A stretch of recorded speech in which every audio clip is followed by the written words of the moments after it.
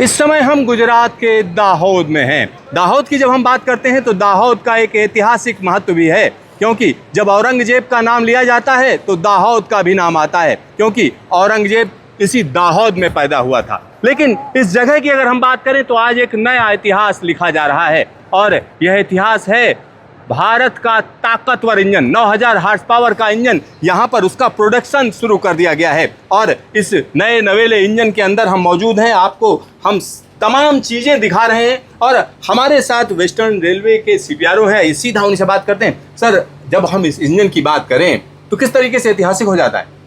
बहुत बड़ा ऐतिहासिक क्षण है। जैसा कि आपने बताया, भारत का सबसे पावरफुल लोकोमोटिव में आज हम खड़े हैं। यहाँ पे 9000 हॉर्स पावर का ये लोकोमोटिव अपने आप में इसको बहुत अनूठा बनाता है। सबसे पावरफुल 4500 टन से 5000 टन तक का जो ये मालगाड़ी को जो है ये खींच सकते हैं, चाहे वो अप द ग्रेडियंट हो या डाउन द ग्रेडियंट हो।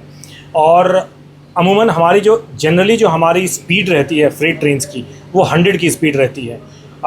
ये लोकोमोटिव जो है जनरली तो ये 100 की स्पीड से चला करेगा, पर जब भी रिक्वायरमेंट होगी ये 110, 120 तक की स्पीड भी जा सकता है। और इस कारण से ये जो हमारी ऑपरेशनल एफिशिएंसी है ट्रेन ऑपरेशंस की, फ्रेट ऑपरेशंस की, और ओवरऑल हमारे जो है पैसेंजर और ट्रेन और फ्रेट ऑपरेशन दोनों की, उसको कई नॉच ये इम्प्रूव करेगा। जो हमारी थ्रूपुट है मालगाड़ी चलाने की, उसको भी ये बहुत इम्प्रूव करेगा, हमारी एफिशिएंसी इन्हांस करेगा, और हमारे डायरेक्टली हमारे इकोनॉमिक डेवलपमेंट में ये एड करेगा। सर, बहुत से लोग कह रहे हैं कि सबसे ज़्यादा ताकतवर है, 9000 हार्स पावर है, लेकिन 12000 हार्स पावर का तो इंजन पहले से चल रहा है। देखिए, 12000 हॉर्स पावर का जो इंजन है वो आप अगर ध्यान से देखेंगे, वो 2 इंजन को एक साथ जोड़ के बनाया गया है।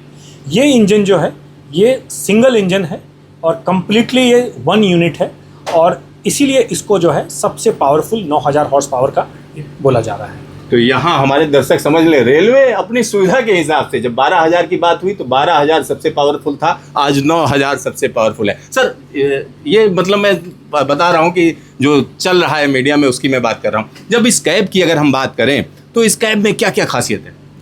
देखिए, इसको ये कैब और जो ये पूरी लोकोमोटिव है, ये अपने आप में बहुत इस टेक्नोलॉजिकल एडवांसमेंट के बहुत सारे इसके एस्पेक्ट्स हमें आपको यहाँ पे देखने को मिलते हैं। एक तो ये सबसे पहले मैं बता दूँ, कवच रेडी है ये हमारी जो लोकोमोटिव है। तो आने वाले महीनों में, आने वाले टाइम में जब कवच को इम्प्लीमेंट किया जाएगा तो इस लोकोमोटिव में किसी भी प्रकार की कोई चेंज नहीं करनी पड़ेगी हमें। और ये जो है ऑलरेडी कवच इनेबल्ड है, जो हमारी indigenously developed accident train protection system है, उससे ये लैस है।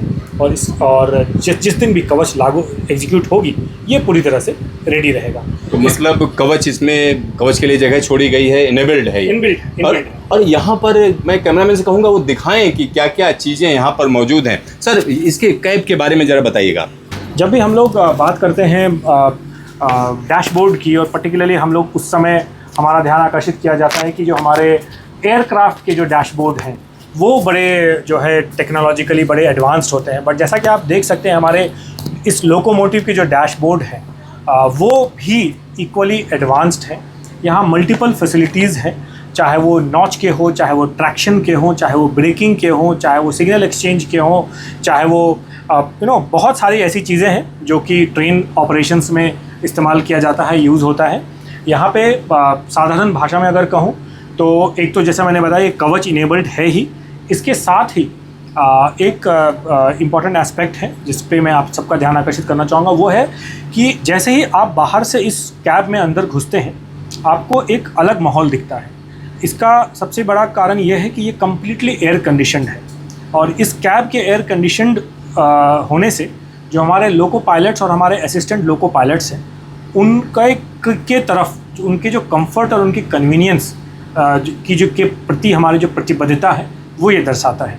इसके साथ ही बाकी एस्पेक्ट्स को तो है ही। यहाँ यूरिनल भी बनाए गए हैं वाटरलेस।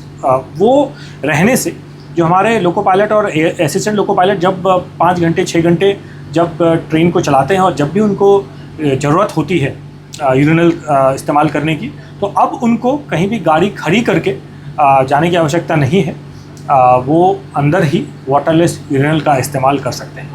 वाटरलेस यूरिनल है। साथ ही साथ सर एक और बड़ी बात जो यहाँ पर कही जा रही है कि जो ग्रीन एनर्जी की बात कही जा रही है, तो उसमें किस तरीके की चीज़ों को इन्वॉल्व किया गया? देखिए, एक तो हरित एनर्जी का इस्तेमाल भी इसके प्रोडक्शन प्रोसेस में हो रहा है। इस प्रोडक्शन वर्कशॉप के छत पे 5000 किलोवाट की कैपेसिटी का सोलर पैनल इंस्टॉल्ड है। वहाँ से जो एनर्जी हम बनाते हैं उसका इस्तेमाल इसके प्रोडक्शन में भी होता है। और तो ये जो है एक तरह से बड़ा एक अनूठा उदाहरण है, हमारी प्रतिबद्धता दर्शाता है हमारे इन्वायरमेंट के प्रति भी। सर एक और चीज़ जो यहाँ पर तमाम लोग जानना चाहते हैं, कहा जा रहा है ये इंजन सबसे सस्ता इंजन एक तरीके से कहा जा रहा है कि 11 करोड़ के आसपास इसकी कीमत पड़ रही है। आमतौर पर इससे इस तरीके का जब इंजन बनाया जाता है उसकी कीमत ज़्यादा पड़ती है। मेंटेनेंस का भी जिम्मा एक लंबे समय तक कंपनी ले रही है, क्या कहेंगे इस पर? देखिए, इस पर मैं डिटेल में ज़्यादा कमेंट नहीं करना चाहूँगा। मैं बस इतना ही कहना चाहूँगा कि एक तो ग्रीन एनर्जी का इस्तेमाल हो रहा है, ये इलेक्ट्रिक ट्रैक्शन के लिए ये इंजन बनाई गई है। और इलेक्ट्रिक ट्रैक्शन जो है, जितने भी एनर्जी सोर्सेज हम लें, सबसे जो सस्ती कॉस्ट पड़ती है वो इलेक्ट्रिसिटी की पड़ती है, इलेक्ट्रिक सोर्स की पड़ती है। तो जब इस इंजन से जो हरित एनर्जी से बनाई गई है, इस इलेक्ट्रिक इंजन से जब हम माल को ढोएंगे और जो हमारी पर यूनिट ट्रांसपोर्टेशन कॉस्ट जब सस्ती होगी, उससे कहीं ना कहीं मेरे और आपके जैसे लोगों को डायरेक्ट बेनिफिट मिलेगा, क्योंकि वो प्रोडक्ट्स जो ज़्यादा ट्रांसपोर्टेशन कॉस्ट के कारण महंगे मिलते थे पहले, वो इस के कारण थोड़े सस्ते भी मिलेंगे। सर एक आखिरी सवाल, जब हम बात करते हैं इस तरीके की किसी परियोजना की, खासतौर पर एक नया रेल इंजन कारखाना, वो भी आदिवासी इलाके में, यानी इस इलाके में, और तो कितना रोजगार का जो है अवसर पैदा होगा। दूसरा, क्या यहाँ से एक्सपोर्ट की भी कोई संभावना है? जी बिल्कुल।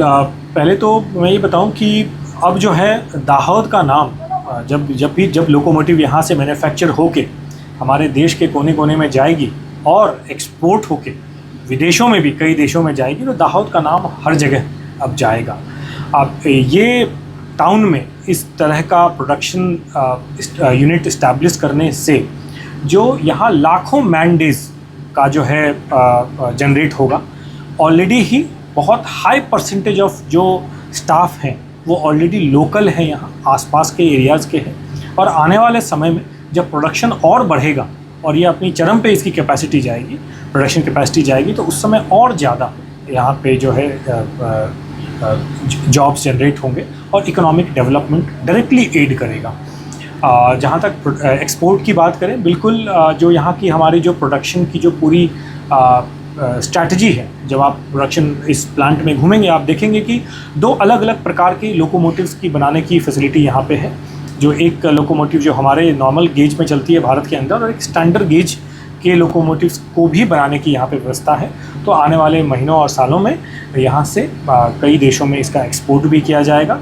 अभी हमारी कैपेसिटी 120 से 150 तक भी खींच सकते हैं पर ईयर लोकोमोटिव, और आने वाले 10-11 साल में 1200 लोकोमोटिव से ज़्यादा प्रोड्यूस करने की प्लानिंग है, जिसमें से कुछ लोकोमोटिव भारत के अंदर और कुछ लोकोमोटिव्स को हम एक्सपोर्ट भी करेंगे।